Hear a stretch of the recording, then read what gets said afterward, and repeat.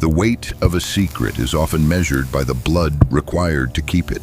But on the morning of Friday, October 13, 1307, the weight of a kingdom's debt was measured by the speed of its betrayal.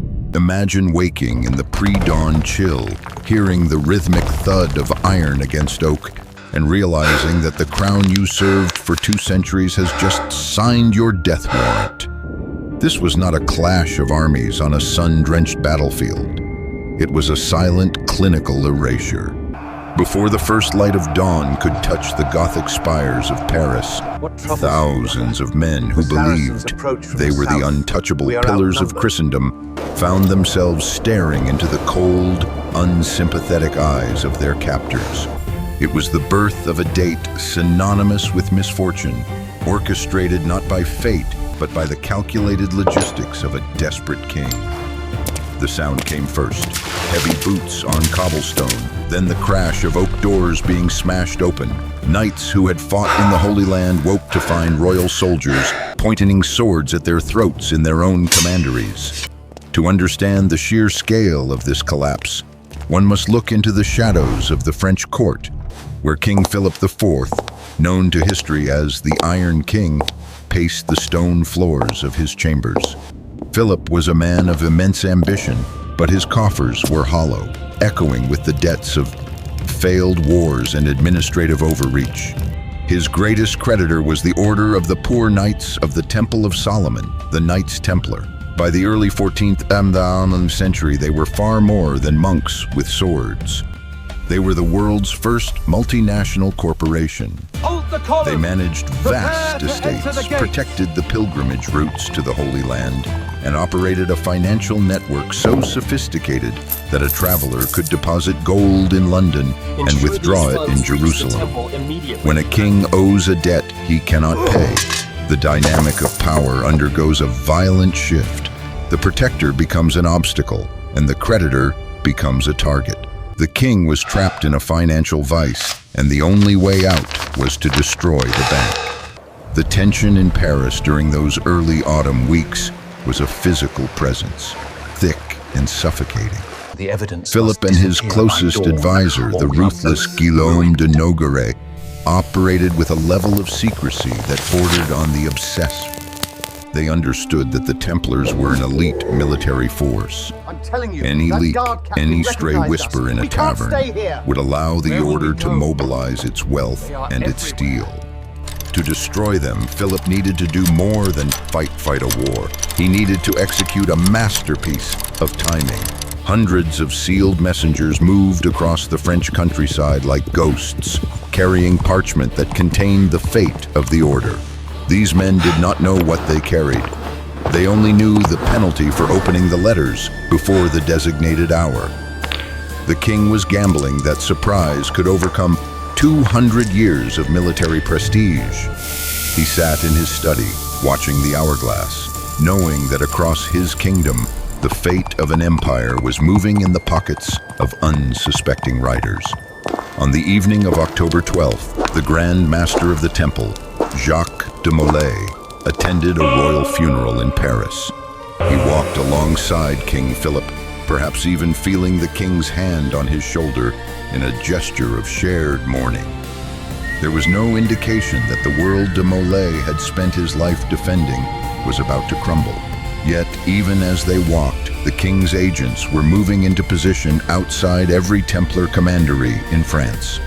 They waited in the damp shadows of narrow alleyways and the heavy mists of the riverbanks, their hands tight on the hilts of their swords. The orders were absolute.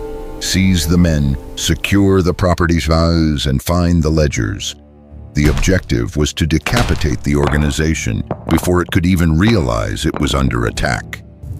Philip watched the Grand Master with a mask of grief, while in his mind, he was already counting the gold he expected to find in the Templar vaults. As the clock struck the early hours of the 13th, the silence of the kingdom was shattered. Across France, the heavy doors of the Templar houses were met with the thunder of royal authority.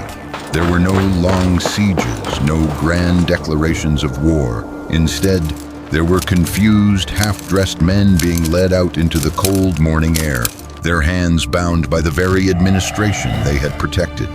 The shock was the primary weapon. These were veterans who had faced the fiercest adversaries in the East, yet they were dismantled in their own homes. The efficiency was terrifyingly modern. By the time the general population woke for their morning tasks, the Knights Templar had been transformed from holy defenders into perceived enemies of the realm. The iron cages were ready before the sun had even fully risen.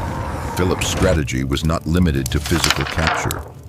It was a comprehensive campaign to dismantle the very reputation of the Order. Almost immediately, dark rumors began to circulate through the streets of Paris, designed to justify the suddenness of the king's actions. To the public, the Templars had always been a mysterious group, bound by secret oaths and rituals that few outsiders understood.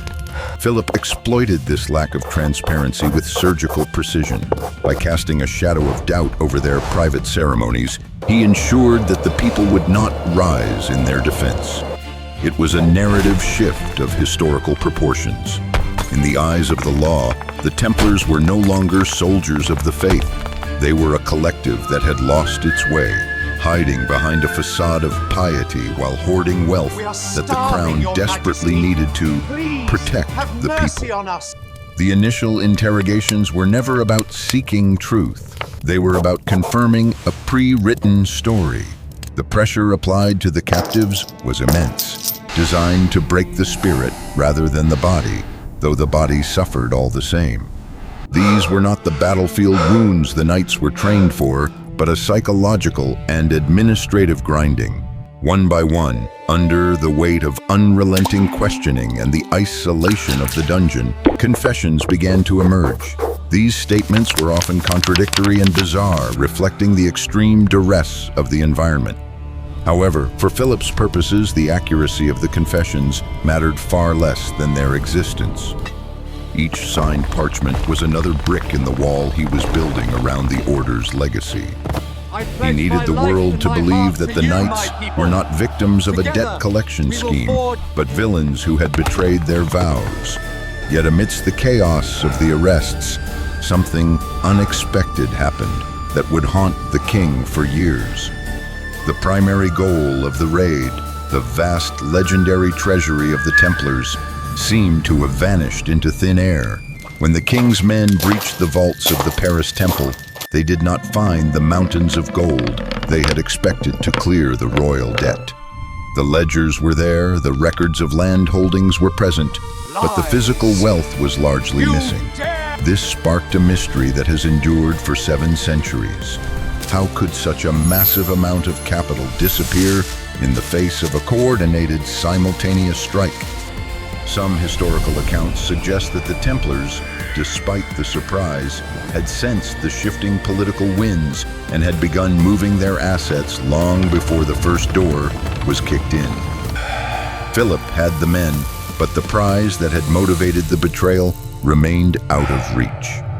The focus of the search shifted toward the coast, specifically to the port of La Rochelle. Reports persisted that a fleet of Templar ships had departed under the cover of darkness just hours before the arrests began. These ships were said to be heavily laden, carrying the secrets and the remaining wealth of the Order to unknown destinations across the sea. Whether these ships sailed to the north, the south, or simply dispersed into the mist remains one of the great unanswered questions of the era. The disappearance of the fleet suggested that even in their moment of total collapse, the Templars maintained a level of discipline and foresight that the king's agents could not match. The men could be captured, but the essence of the Order, its wealth and its knowledge, proved far more elusive, leaving Philip with a kingdom still in debt and a mystery that grew with every passing day. The following years were a slow, agonizing descent for the remaining members of the Order. The trial dragged on, caught in a complex web of papal politics and royal stubbornness. Pope Clement V, caught between his duty to the Church and the overwhelming influence of the French king, found himself in an impossible position. The Templars were officially accountable only to the Pope, yet they were being held in royal dungeons. This created a jurisdictional stalemate that lasted for half a decade. During this time, the once great power of the order was systematically dismantled piece by piece. Their lands were redistributed, their assets were liquidated, and their name was slowly scrubbed from the official registers of the great powers. The knights became ghosts in their own land, waiting for a judgment that seemed destined to be written in fire. The final act of this drama took place in 1314 on a small island in the Seine. Jacques de Molay, the Grand Master who had spent 7 years in captivity, was brought out for his final resolution. After years of changing statements and enduring the psychological toll of his imprisonment, he chose a final moment of defiance. Standing before the crowds, he revoked his previous confessions, asserting the purity of the order and the injustice of the king's actions.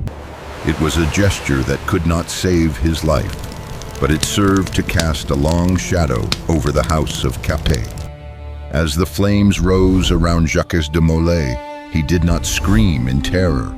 According to legend, he issued a final challenge, summoning both the king and the pope to meet him before a higher judgment within the year.